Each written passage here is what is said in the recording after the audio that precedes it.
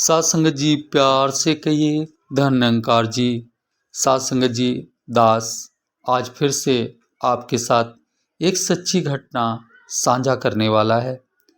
ये घटना कुछ इस प्रकार है कि एक परिवार में सात संगत जी पुत्र की बहुत मांग होती है, लेकिन बेटियों का जन्म हो जाता है। सात संगत जी एक एक करके 3 बेटियां एक शकल की परिवार में जब जन्म ले लेती हैं तो परिवार में किस तरह दुख का माहौल बनता है और फिर कौन सी घटनाएं घटती हैं जो दास आपके साथ इस वीडियो में साझा करने वाला है। तो सात संगत जी दास विनती करना चाहेगा कि आपने अंत तक वीडियो में बने रहना है, जिससे दास पूर्ण जानकारी आप तक पहुंचा पाए। तो सात संगत जी बात कुछ इस प्रकार है कि एक गांव होता है। गांव में सात संगत जी एक दुखी परिवार होता है। कारण मात्र इतना कि उन्हें एक पुत्र की कामना होती है। जो परिवार को मिल जाता तो परिवार का जीवन खुशहाल हो जाता, उनका अपना ये मानना था। सात संगत जी इस कारण वो जगह जगह पर जाकर अपनी फरियाद लगाते कि उन्हें किसी कारण से और किसी तरीके से पुत्र की प्राप्ति हो जाए। सात संगत जी पुत्र तो नहीं मिलता है, लेकिन बेटियां 3 जरूर उनके घर में आ जाती हैं। सात संगत जी बेटियां कुछ संसार में लोग मानते हैं कि लक्ष्मी का रूप होते हैं, और कुछ लोग सात संगत जी उन्हें देखकर दुखी भी हो जाते हैं।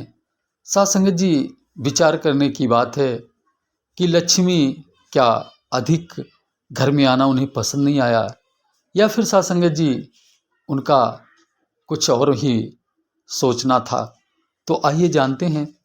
तो सात संगत जी जब उनके घर में 3 बेटियां आ जाती हैं और पुत्र नहीं मिलता, प्राप्त होता, तो सात संगत जी परिवार वाले बहुत ज़्यादा दुखी हो जाते हैं।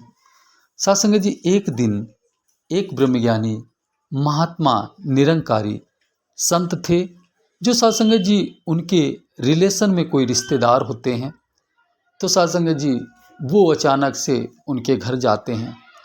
तो सात संगत जी वो परिवार वाले उन महात्मा जी के चरणों में बैठकर उनसे विनती करते हैं कि आपके बारे में दासी ने मैंने बहुत कुछ सुना है कि आप लगातार निरंतर बहुत दूर दूर सत्संग समागम किया करते हैं। क्या आप मेरे घर की इस पीड़ा को हर सकते हैं?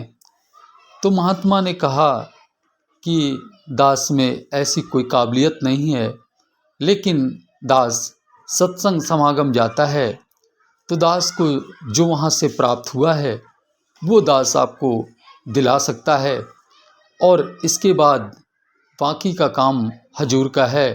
सहनसा सतगुरु बाबा जी जो चाहेंगे वो ही होगा, ये निरंकार जाने। ऐसा कहकर महात्मा उन सभी परिवार वालों से कहते हैं कि आप सत्संग में चलें, और वहाँ जाने के बाद कोई ना कोई हल जरूर निकलेगा। तो सात संगत जी परिवार वाले सत्संग में चले जाते हैं और सत्संग करने लगते हैं। सात संगत जी कहते हैं, बताते हैं महात्मा कि लगातार कुछ दिन सत्संग करने के बाद सात संगत जी उन्होंने अपनी बेटियों को सेवा दल में ज्वाइन कर दिया और वर्दी पहना देते हैं। सात संगत जी वो सेवा दल की वर्दी पहनने के बाद सात संगत जी सेवा किया करती, और उनमें से सात संगत जी एक बेटी की सरकारी जॉब लग जाती है। वो सात संगत जी पैसे कमाने लगती हैं। तो सात संगत जी परिवार बहुत ही ज़्यादा खुशहाल हो जाता है। इधर सत्संग मिलना, समागम में जाना, और सात संगत जी धन भी भरपूर मात्रा में घर पे आना। तो सात संगत जी परिवार की खुशी का कोई ठिकाना नहीं रहता है। सात संगत जी फिर ऐसे साध संगत जी समय बीतता गया। साध संगत जी दूसरी भी बेटी उनकी किसी तरह नौकरी पे लग जाती है। तो साध संगत जी उस घर का माहौल और सुंदर बन जाता है। साध संगत जी अब वो माँ बाप साध संगत जी जो अपनी बेटियों को लेकर दुखी रहते थे, उनके चेहरों पे मुस्कान आ जाती है और साध संगत जी वो हर पल खुशहाल रहते हैं। साध संगत जी जब भी उनसे कोई बेटे के बारे में बात करता तो वो कहते कि हमारी बेटी ही बेटा हैं और हमें बेटा अगर प्रभु ने नहीं दिया है तो उसमें भी कोई राज होगा। साध संगत जी दास के कहने का भाव क्या है कि साध संगत जी उन्हें तब समझ में आया जब उन्होंने बेटियों से सुख पाया। उसके पहले साध संगत जी संसार की सारी बातों को सुनते रहे कि बेटियों से सिर्फ तकलीफ ही मिलती है, कभी सुख की प्राप्ति नहीं होती है, इसलिए वो परिवार दुखी होता है। लेकिन साध संगत जी जब उन्होंने बेटियों से सुख पाया तो उन्हें एहसास होता है कि ये प्रभु परमात्मा जो करता है वो हमारे भले के लिए ही करता है। इसने जो कुछ रचा है वो हमारे अच्छे के लिए ही किया है। हम ये हैं जो हमें समझ में नहीं आता है। तो साध संगत जी दास के कहने का भाव मात्र इतना है कि हमें साध संगत जी बेटा और बेटियों में फर्क नहीं देखना है। साध संगत जी बेटा भी आपका सत्संग जाकर सेवादार बनेगा और बेटी भी आपकी सत्संग जाकर सेवादार बनेगी।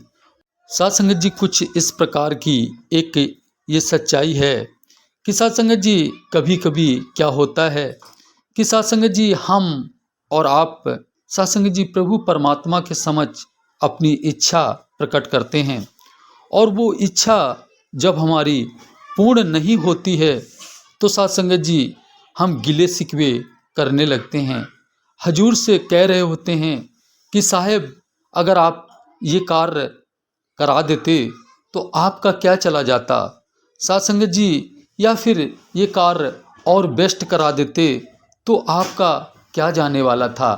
ऐसे करके साध संगत जी हम अपने प्रभु से, अपने हजूर इस निरंकार प्रभु परमात्मा से गिले शिकवे कर रहे होते हैं। लेकिन साध संगत जी ये प्रभु परमात्मा साध संगत जी हमारा अच्छा बुरा ये पहचानता है।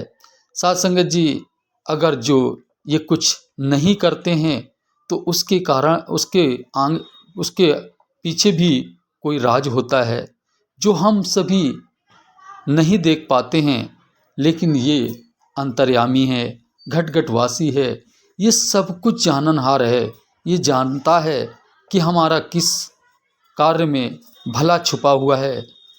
तो साध संगत जी ये वही हमें देते हैं जो हमारे भले के लिए होता है। तो साध संगत जी हम किसी प्रकार से अपने मन को दुखी ना करें, ना आगे की सोचकर माया में फंसें, ना पीछे की सोचकर माया में फंसें।